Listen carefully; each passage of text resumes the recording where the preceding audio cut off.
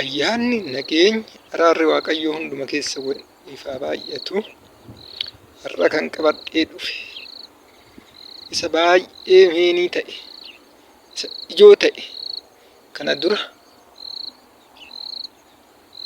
boqonnaa tokko ergama tokkoffaa boqonnaa tokko kutaa lammaffaa keessatti ilaalle. Inni kun baay'ee ijoo waan ta'eef yeroo lammataa irra isinii deebi'a. Irra deebi'eetu sirriitti samaraayizii godhee isinii ibsa. Baay'ee ijoo inni kun. Innis kakuun moofan akkuma jirutti gara kakuu haarawaa jijjiirame kan jedhu. Anagan isa kana hubadhutti wangeelli bakka bakkatti akka dogoggora qabuutti fudhe. Isa kana hubannaan wanti baay'een dhoksaa baay'een naa galaa ture. Kanaafuu namni Itoophiyaa ta'e, sabni Itoophiyaa ta'e, namni afaan kana dandeechan addunyaan kana akkamitti kakuu moofaa gara kakuu haaraatti jijjiirame toophikii jedhu kana oduu sirriitti hubate waldaa wal qoqqooddu hin jiru. Waldaa gosa tokko hundumtuu waldaa gosa tokko. Kakuun moofaa akkuma jirutti oduu wanni tokko irraan hir'atin gara kakuu haarawaa jijjiiramuusaa sirriitti hubachuuf luqqisiilee kanaan dura isinii ibsa jechuudha. Isaanis tokko luqqisiilee 5 isinii ibsa kanaan dura. Innis tokko Ermiyaas 33-36 kakuu waaqayyo nu gale achirratti akka kakuu moofaa gara kakuu haarawaatti jijjiiru akkamitti akka jijjiiru completely ibbaan ibbatti akkamitti akka jijjiiramu namni kamiyyuu kitaaba Ermiyaas kana 31-33-36 kan oduu sirriitti hubate wanni hunduun galaa. Jalqaba namni kamiyyuu kitaaba yoo dubbistu gara kakuu haarawaatti seenuun dura kakuu Ermiyaas irratti nu gale kun waaqayyo ibbaan ibbatti hubachuun baay'ee barbaachisuudha.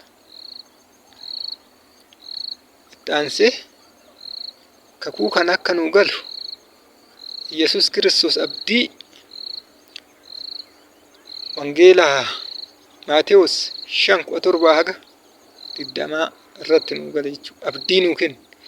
Isa Ermiyaas irratti kakata. Kakuu dura kakuu moofaa irratti raajoon kallattii adda addaatiin akka nu kakuu haarawaatti nu jijjiiru dubbachaa ture saniif abdii nu kenna jechuudha. Sadaffaa irratti kakuun nu galame kun jecha irratti raawwate seetan. Hojii ergamootaa 2:33 irratti kakuun gaafa hafuurri qulqulluu gara biyya lafaa bu'e ni raawwatame jechuudha. Kakuun kun nu raawwate. Erga nu raawwate jechitti bara waldaa kiristaanaa keessatti ergaa warra Roomee bara waldaan kiristaanaa ergaa warra Roomee irraa akka jalqabe. Hayyoonni macaafa qulqulluu hedduu dhugaa ba'u. Roomee 7:4-7 irratti fakkeenya gaa'ilaatiin akkamitti kakuu duraa keessa gara kakuu haarawaatti waan ceeneef inni kakuu duraa kakuu moofaa keessaa gara kakuu haarawaa akka ceenu kakuu moofaa isnee kakuu moofaa irraa gara kakuu haaraa isa hafuuratti akkamitti akka dabarre akkamitti akka ceenu fakkeenya gaa'ilaatiin nu kenna. Akkasumas lammaffaa Qorontos 3:1-18 keessatti seerri kakuu moofaa akkamitti akka hojjechaa ture hojiiwwan seera kakuu moofaa keessatti hojjechaa turee fi amma immoo kakuu haaraa akkamitti akka hojjetu ibbaan ibbatti ibsa. Lammaffaa Qorontos 3:1-18 kana keessatti kakuu moofaa keessatti kakicha kan cimsuuf kenname taabota yookiin gabatee kakuuti. Gabateen kakuu kun hojiiwwan gurguddaa akkamitti akka hojjechaa ture laga addaan kutuu nuuf dubbachuu Museen laga addaan kute taabotaan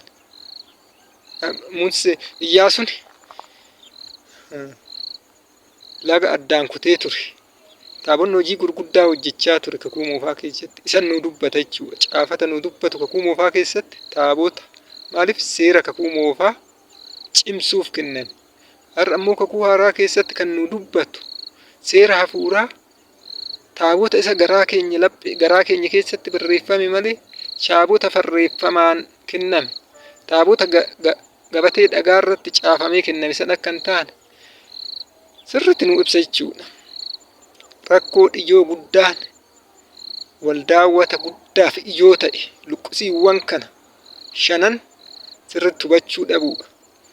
Luqqisiiwwan kun dhibbatti wanti amantaa qoqqoodu kun ortodoksii, kaatolikii, warrumti amantaa pirotestaantii ta'aniitu amananuyyuu barumsi fayyinaa isaanii gargara.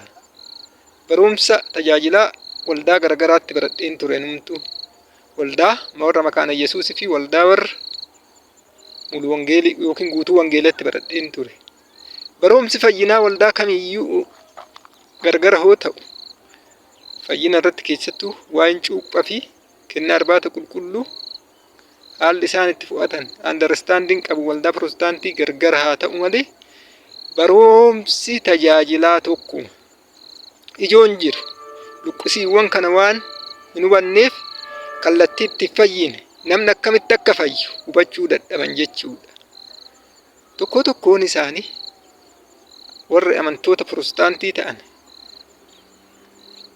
cuuphaa fi kennaan irbaata qulqulluu fayyinaa fi miti. Sababni isaan kana jedhaniif luqqisii Maatewos 33 hanga 33 aga 36 kana waan hin hubanneen malee oduu isa hubatanii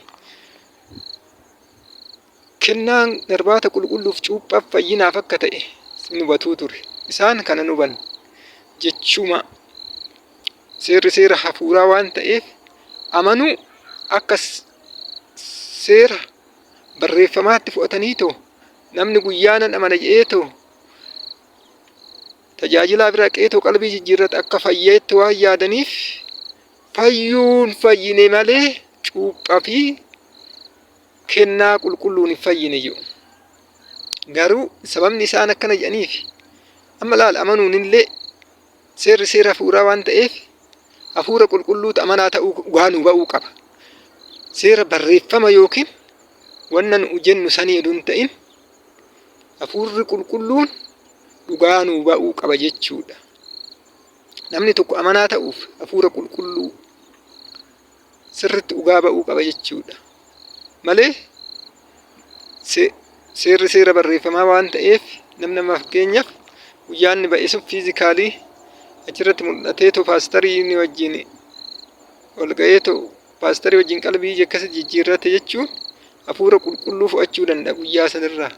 Hafuura qulqulluu fudhateef namni tokko amanaa ta'uu baachuu danda'a. Amanaa ta'uuf wanti sadii guutuu qaba jedha. Innis hafuuraa waan ta'eef hafuura malee qalbii jijjiirrachuu qofti gahaa miti. Booddee mana qulqullummaa keessa darbuu qaba jechuudha.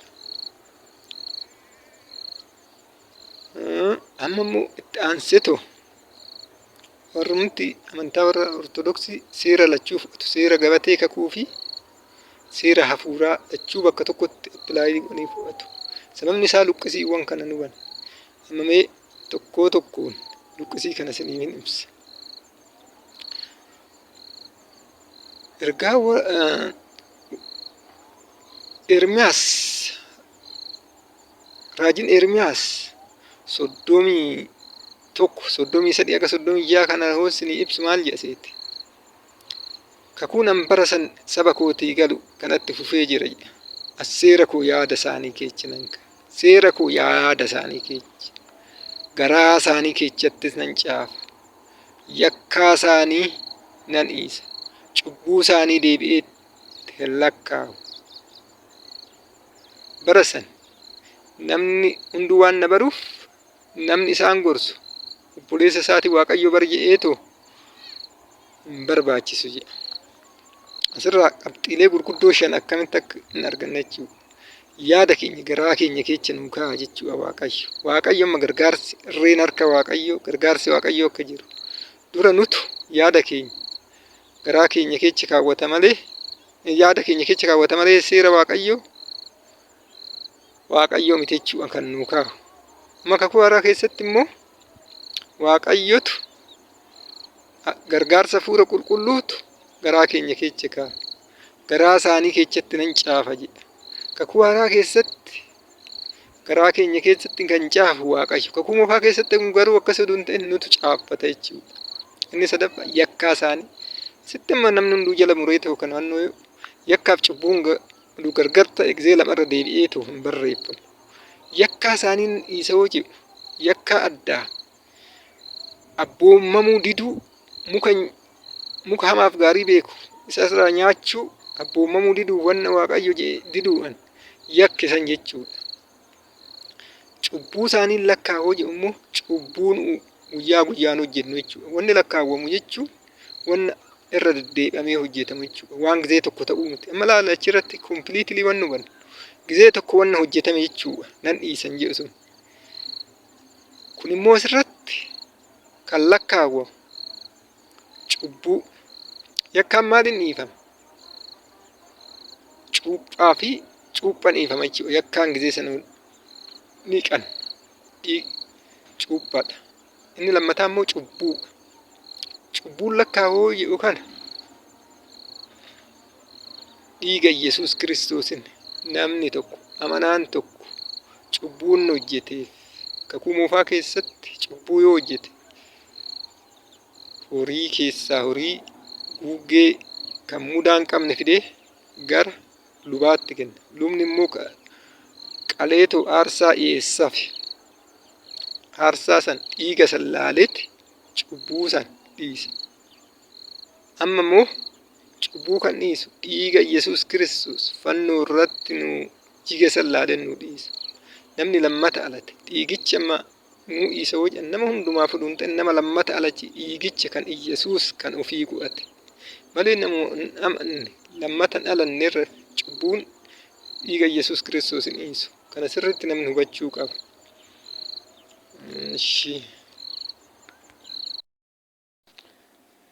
Fakkeenya seerota barreeffamaa gara Hafuura Qulqulluutti jijjiiraman immoo yommuu ilaalu seera gosa Lewwii jecha hangafni lubaa gara seera hangafa lubaa bara baraan jiraatu Gooftaa Yesuusitti jijjiirran. Isa kana Ibroota 7:11 fi 1 Phexros 2:5 irraa ni argama. Akkamitti akka jijjiirra gosa Lewwii keessaa lubni hin ta'u Lewwiitu ta'a hangafa lubaa garuu gosa Yihuudii keessaa jijjiiramni seera waan filataniif jijjiiramni seera hafuuraa gara seera barreeffamaa gara hafuuraatti jijjiiruun kan barbaachisa giddi ni barbaachisa jechuudha. Inni lammaffaan aarsaa namni cubbuu hojjete cubbuudhaaf aarsaa loonii namni wantoota adda addaa aarsaa dhiyeessu dhiiga odoo hin jigin cubbuun kamiyyuu waan hin dhiifamne aarsaa cubbuun irraa dhiyaatu san namni fideetu lubatti kennee lubni aarsaa dhiyeessu sun gara luba bara baraan jiraatu hangafa lubaa bara baraan jiraatu dhiiga Gooftaa Yesuus godhachuutti jijjiirra. Kanatti jijjiirra. Sadaffaa godoo qulqullaa mana qulqullaa godoo mootummaa Waaqayyoo keessa hangafni lubaa aarsaa dhiyeessu gara hangafa lubaa isa bara baraan jiraatu bantii Waaqaa keessa jiraatutti jijjiirra. Isa kana immoo Ibroota 9:11 irraa argachuu ni dandeenya. Inni sadaffaa seera ittiin bulmaataa sabni Israa'el ittiin bulu gara seera biyyi lafaa baafattee ittiin bultutti jijjiirra. Isa kana immoo Roomee 13:7 irratti inni arfaffaan kana isa kana yoo ta'u shanaffaan seera mallattoolee amanaa kaan irraa addaan baafamu dura amanaan tokko ijoolleen dhiiraa kan ta'an kan kittaannamuu gara cuuphaatti jijjiiramuu isaa immoo Qolaasiyaas 2:4 irraa ni argattu. Seeronni kunniin gara seera hafuuraa jijjiirra.